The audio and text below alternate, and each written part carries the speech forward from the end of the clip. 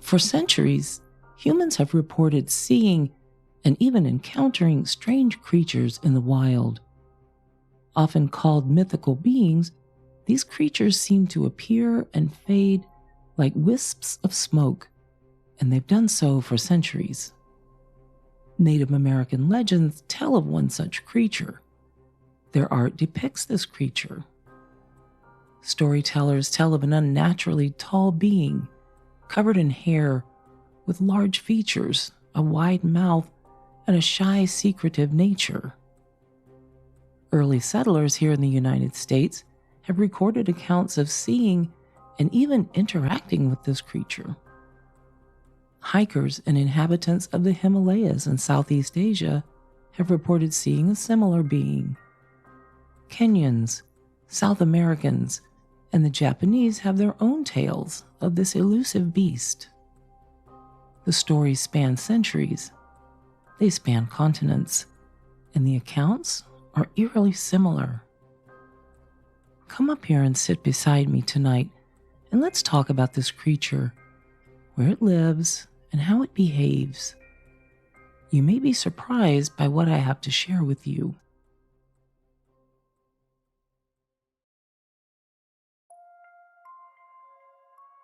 Is there anything better than a well-told story? I don't mean a movie or a social media reel. I mean a story told by a skilled storyteller. I don't think so. An engaging tale told in the right place at the right time and by the right person captures us. It captures our imagination. It takes us away from the here and now and carries us to the world of what if. When we were kids, was there anything better than sitting around a campfire, the cold, dark night at our backs, the warmth and light of the fire drawing us closer, comforting us as we listened to a well-spun tale?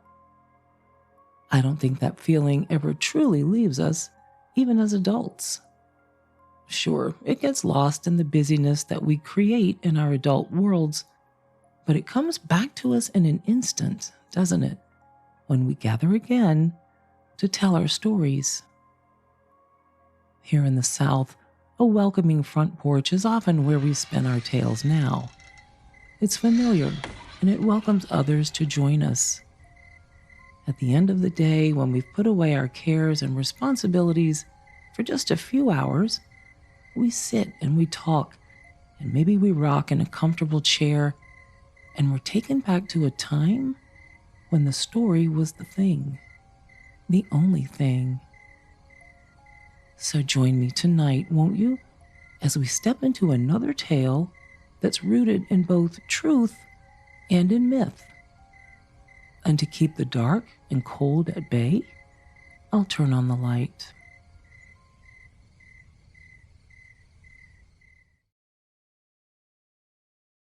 The following podcast contains material that may be disturbing. Listener discretion is advised.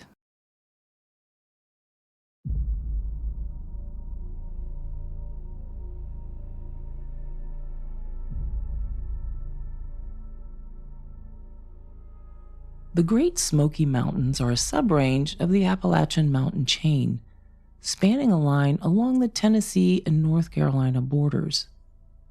This mighty mountain chain got its name, Shakonohe, from the Cherokee Nation, which, loosely translated, means land of blue smoke. Formed about 200 million years ago, the Great Smoky Mountain terrain is rugged and densely forested. Streams and waterfalls punctuate the otherwise deep blue-green vistas. Rock outcroppings and hidden caves also crouch among the trees, making this magnificent area a favorite destination for explorers and for nature lovers. An intricate network of hiking trails crisscrosses these mountains, beckoning more than 10 million visitors every year to lace up their boots, shoulder their packs, and leave the stresses and anxieties of their everyday lives at the trailhead. While the Great Smoky Mountains are indeed breathtaking in their beauty and impressive in their magnitude, visitors would do well to remember that these mighty mountains are ancient, foreboding, and often treacherous. These great ridges have borne witness to the births and deaths of civilizations, and there's something palpable, sometimes terrifying, in that silent watching and knowing. Only the most elite hikers and adventurers dare to veer off the rugged trails to explore the dense forests and craggy formations on their own. And yes, despite this region's popularity among nature lovers, a beautiful blue veil shrouds the mighty peaks and cloaks the deep green forests. It winds above and through the rushing and falling waters that feed those forests. It's dreamlike. It's mesmerizing.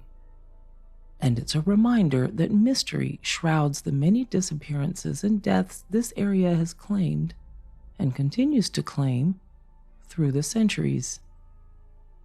While the vast region was designated a national park by President Calvin Coolidge in 1926, remember, this ancient ecosystem is millions of years old.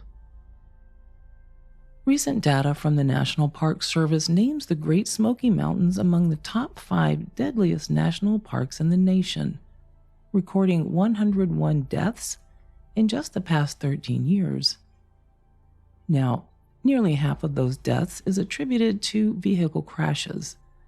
And of course, there are the inevitable bear attacks and even occasional run-ins with bobcats when man and nature cross paths.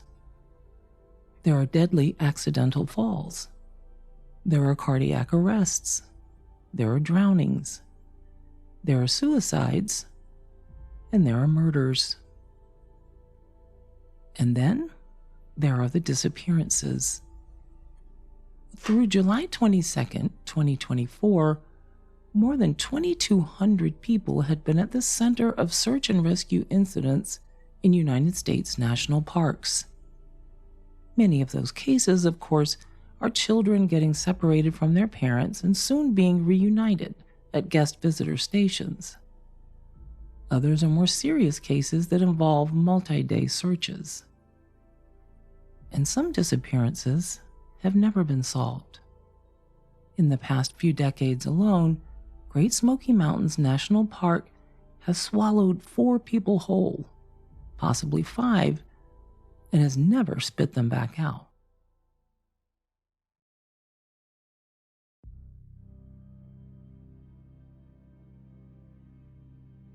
Six-year-old Dennis Lloyd Martin's disappearance is the oldest on official record in the park. On June 14, 1969, this little boy was playing hide-and-seek in Spence Field near the Appalachian Trail. He ducked behind a bush and has never been seen again. On October 8, 1976, 16-year-old Teresa Gibson was last seen hiking with her group back from Andrews Bald Trail to the parking area of what was then known as Clingman's Dome. At around 10 minutes to 3 that afternoon, she simply disappeared. One member of her group suggested that she might have tried to hike cross-country to Clingman's Dome rather than continue a half-mile on the trail, but that suggestion is merely a theory. No one knows what happened to Teresa. On September 25, 1981, Polly Melton disappeared in the Deep Creek area of the park. She was hiking with 2 other friends, walked over a hill, and was never seen again. On March 3, 2012, Derek Luking was last seen leaving his hotel in Cherokee, North Carolina. 2 weeks later, his car was found in a parking lot at Newfound Gap in the park, and he was reported missing at that time. He has never been found. There's actually one more person the FBI considered for years to be missing in the park. His name is William Bishop Jr. He disappeared in March 1976 but he was added to the FBI's most wanted list in 2014.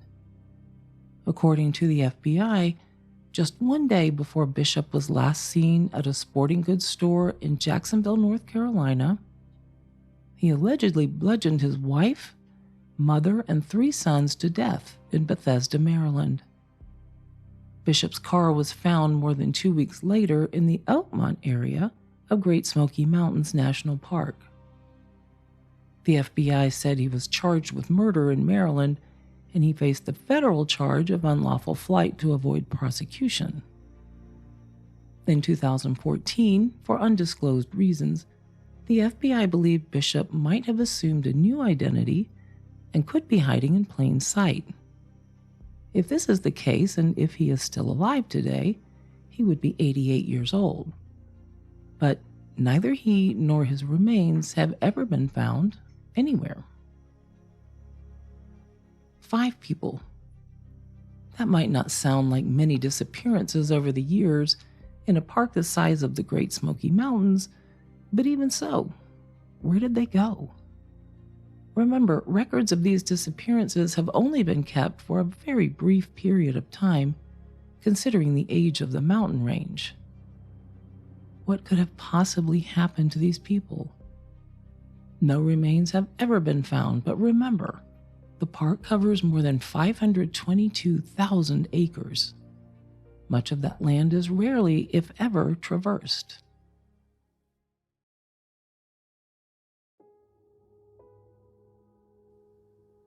And all of these questions lead us back to the reclusive creatures that dwell in the blue mist, in the forest. Call the creatures what you will: Bigfoot, Sasquatch, Yeti, Wendigo, or any one of dozens of other names given this being by various civilizations.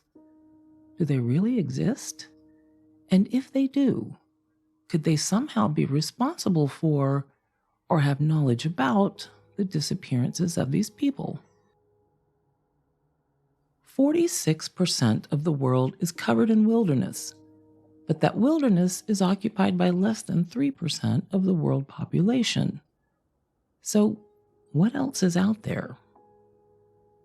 The more I delved into researching the Great Smoky Mountains and the reclusive creature that's been reported for centuries to inhabit the area, the more curious I became.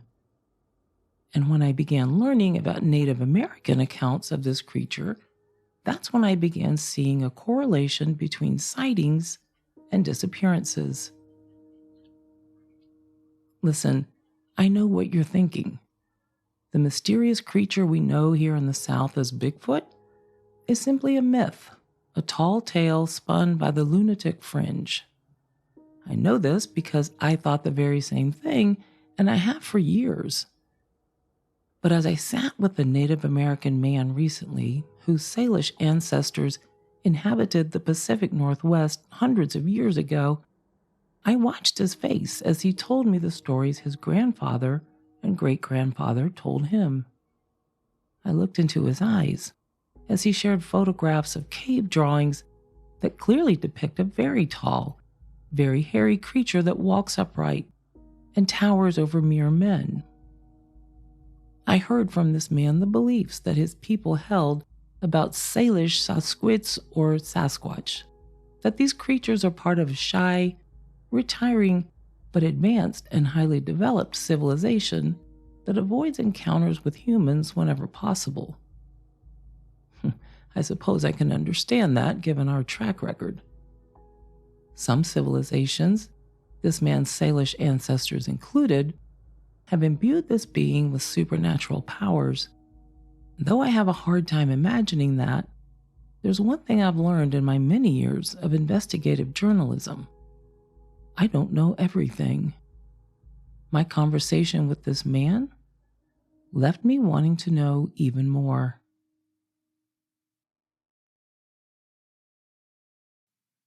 My curiosity led me to the world's largest Bigfoot museum, located in Blue Ridge, Georgia.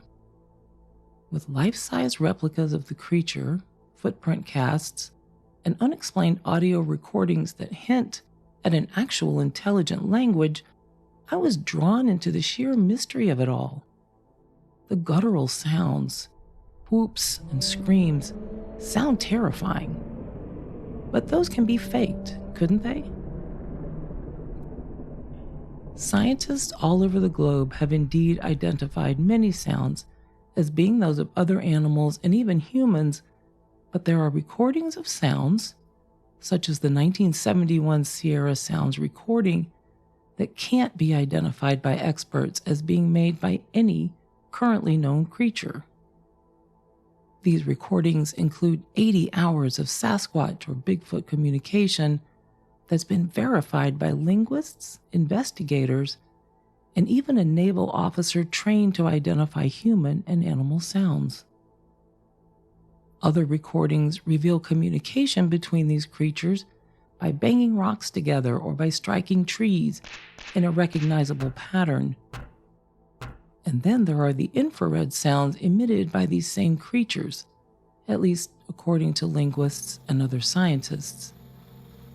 These infrared sounds are intense, the range is striking, and the sound quality has a physical effect on those who hear it, ranging from fear to nausea to paralysis. And the descriptions of this elusive creature are strikingly familiar. Tall, broad, covered in hair, walking upright on two legs. They live in densely forested areas. They've been spotted peering from behind trees, resting on rock surfaces, and wading in creeks and rivers. Hunters and researchers have found large shelters made of twigs, leaves, and branches tucked away deep in the forest, clearly built with intelligent design and purpose, with beds made of leaves and moss, and even with food caches. There are too many reports to count in which hunters and explorers report rocks and sticks being thrown at them from the cover of trees, often from more than one direction. They report the sounds and movements of a very large creature that remains out of sight. They consistently report a terrible smell that seems to accompany the creatures, a smell similar to that of a skunk. They report strange formations found in the woods, made of branches and rocks that appear to mark areas for some unknown designation. Such accounts, again, span centuries, not just decades. There are many sightings and stories throughout Tennessee, Georgia, and North Carolina in the Smokies. In fact, the phenomenon has grown so much that there's now an annual Smoky Mountain Bigfoot conference where researchers, biologists, linguists, and other experts gather to discuss and dissect these sightings and communications. Some are debunked. Some sightings and sounds are attributed to other animals in the wild, such as bears and coyotes. But others simply cannot be explained away. A bipedal animal that stands 8 to 10 feet tall and weighs around 500 pounds, covered in hair, found in heavily forested areas, often with treacherous terrain. A creature that, no matter the geographical area, seems to communicate with screams, howls, and low guttural noises, even infrared noise that has a clear impact on the human brain. They bang rocks together and hit trees with sticks, too, to communicate or to warn. There are videos of this creature, but I've personally never seen one that isn't terribly grainy and frankly suspect. But there's definitely something out there. What could it possibly be? I had to know more, so I went back to my research in an attempt to find someone who's actually seen the creature, and I did. This particular incident took place in the Cumberland Gap in Tennessee. I reached out to this man, a hunter, at the suggestion of a Bigfoot researcher who has spoken at the Smoky Mountain Conference on several occasions. It took a few weeks, but eventually the man, who understandably wishes to remain anonymous, sat across the table from me at a popular diner, clearly both eager and anxious about sharing his experience with me.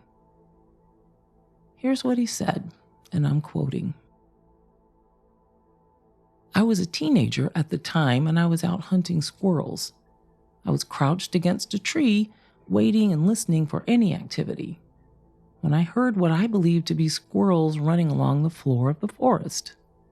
You know that sound, leaves rustling and clearly headed in a certain direction. I nodded yes, because as a young girl, I often played in the woods and can remember that scurrying shuffle very well. Quoting again here, I looked around the tree and saw something big, covered in reddish-brown hair, walking down the hill through the woods. It walked on two legs like a man, but it was probably 7 or 8 feet tall. I could see it clearly from where I sat, and it was clear to me that he had spotted me. We just stayed there looking at one another, not moving, and I was so scared I really thought I was going to vomit. This probably lasted just a few seconds, but it seemed like hours. Then it just kept walking, taking long strides and swinging its arms, and when he got far back enough into some tree cover, he turned and looked at me again before he disappeared into the forest. Then he let out a blood-curdling scream and began hitting a tree with the branch, and he was hitting it in a distinct pattern. It kind of reminded me of Morse code. And the smell, it was awful, like skunk, but worse. I'll never forget it. That's the end of his quote. When I asked him if all those years ago he might have remembered this incident with a young boy's imagination, he answered no before I even finished the question, adding, I don't care if people believe me, because I know exactly how this sounds. But I know what I saw and what I heard. I asked if he has had other encounters with such a creature, and he has not. Now, I'm no psychologist or a behaviorist, but I have learned over the years to read people's body language as I interview them. This man did not fidget. He did not look away or seem to be reaching for details as we spoke. In other words, I believe he believes what he told me. I was fortunate enough to locate and sit down with another gentleman who claims to have spotted and actually interacted with this creature. In late October 2008, this man's 18-year-old son called on his cell phone, obviously nervous and very excited. Get down here quick, he told his father, and bring a flashlight and your shotgun. The son was smoking a cigarette on the back porch of the home, and his father was upstairs asleep. Within minutes, the man was standing beside his son, shining his flashlight out into the heavily wooded area behind their house. Once the son pinpointed where his father should be shining the light, both of the men gasped. About 40 yards away, standing behind a large oak tree, was a very tall creature standing upright, as would a man. It was large and covered in hair, and it was careful to remain behind the tree. When the man would move the flashlight to the right or the left, the creature would step out from behind the tree, but quickly dart back behind it when the light returned. The three stood where they were, looking at one another, until the creature turned and walked deeper into the woods, taking inhumanly big strides. Within about 2 minutes of its departure, the father and son heard a blood-curdling series of whoops and screams,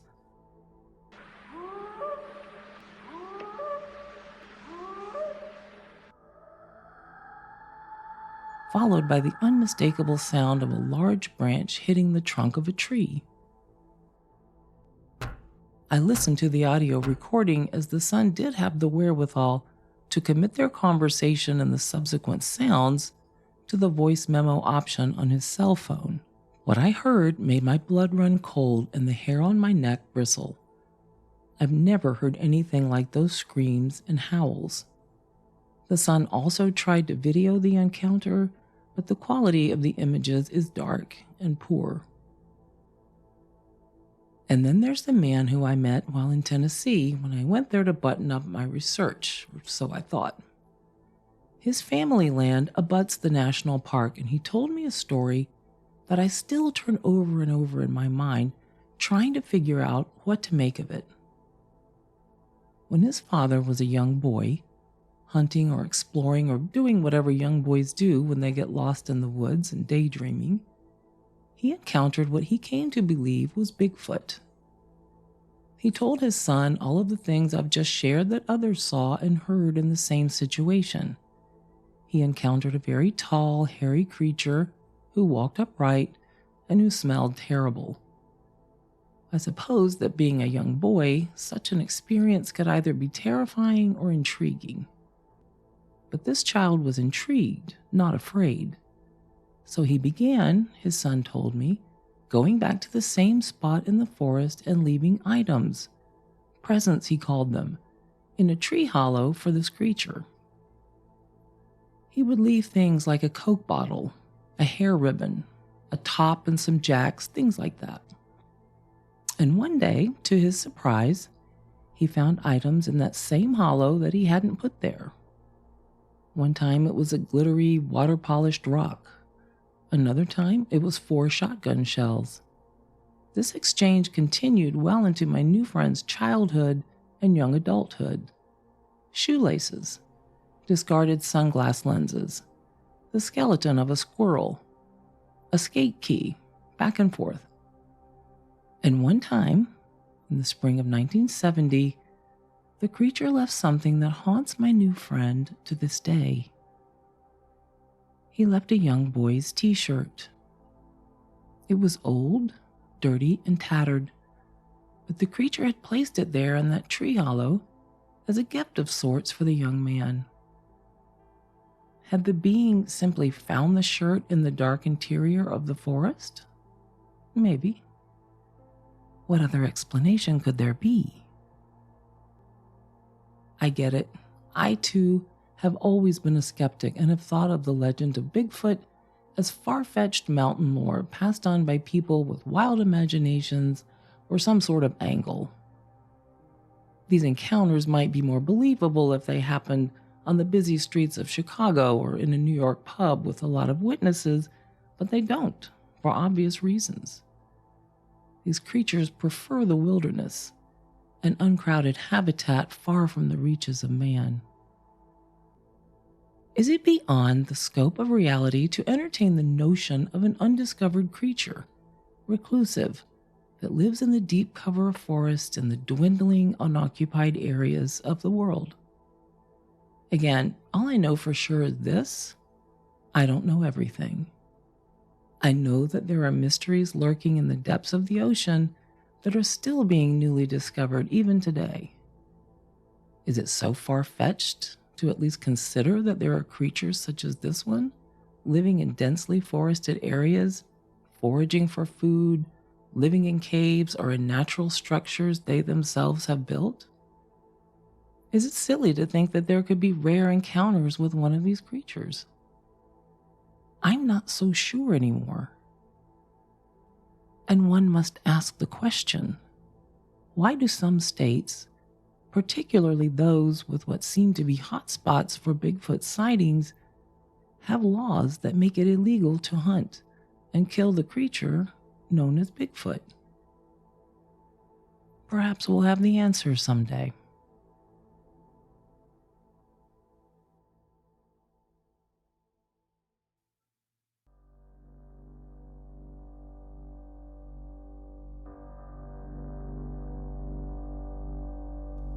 I'm Carol Townsend, veteran newspaper journalist and 6-time award-winning author. You can find me on social media and check out my website at caroltownsend.com. As always, thanks for listening, and if you're enjoying these tales of Southern history and lore, I hope you'll tell your friends. Subscribe to this podcast on Spotify, Apple Play, iHeart, and anywhere you listen.